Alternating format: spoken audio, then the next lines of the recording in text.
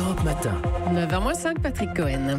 Bonjour Philippe Vandel. Bonjour Patrick. L'infomédia du jour. Un rappel à l'ordre presque universel de la part du CSA, le Conseil supérieur de l'audiovisuel, à l'attention de W9. En cause, un reportage dans l'émission Enquête d'action. C'était le 28 juillet dernier. Le thème métro, train, avion, les transports sous haute surveillance. On pouvait notamment apprendre comment ouvrir une valise à l'aide d'un stylo et la refermer sans laisser de traces.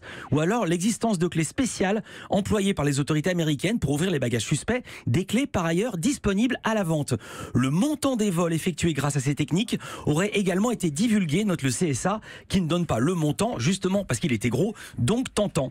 Et le Conseil a dénoncé, je cite, un risque d'incitation à des comportements inciviques et délictueux en présentant de manière précise des techniques de vol facilement reproductibles et une complaisance à l'égard de cette forme de délinquance, je ferme les guillemets. Il y a quelques jours, je recevais dans Village Média les auteurs du livre enquête La part du ghetto, consacré à la banlieue, et ils nous avaient révélé que la chaîne M6 était très suivie en prison, mais pas seulement pour se divertir, notamment les émissions de faits divers. Écoutez la journaliste Manon Kérouille. On regarde beaucoup M6 en prison, notamment Enquête exclusive ou Enquête d'action, et donc ils appuient là-dessus pour apprendre des erreurs de ceux qui sont tombés. Ils apprennent à la façon dont il faut parler à une juge pour éviter de prendre trop cher. Ouais. Ils expliquent aussi que clairement il faut plus rien cacher à la maison, c'est-à-dire que maintenant les flics ils arrivent, ils éventrent les armoires, ils vident les frigos, donc on ne cache plus la drogue à la maison. Ils ont aussi appris que en général les relevés téléphoniques ne remontent pas à plus de 3 mois, donc ils nient tout ce qui s'est passé avant puisqu'il n'y aura aucune preuve de toute façon.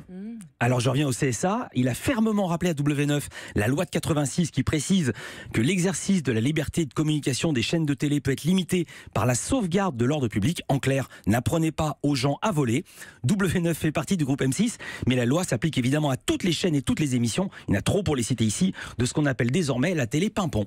9h30, Village Média. Nos invités, Michel Denisot qui présente Profession seul en scène sur Canal+, et Christophe Deloire, secrétaire général de RSF, qui lance une initiative très ambitieuse et internationale pour lutter contre les fake news, une sorte de label Top News.